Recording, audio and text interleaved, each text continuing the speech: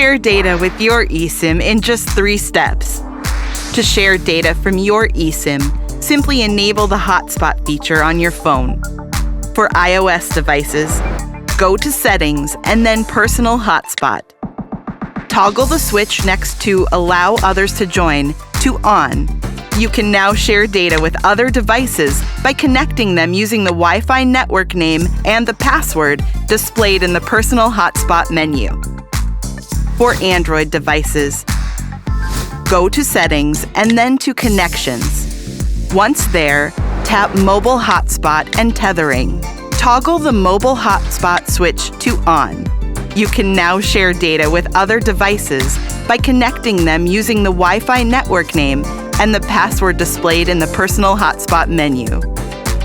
Ensure that the eSIM for your destination has the Hotspot option available, and check the daily limit of shareable data.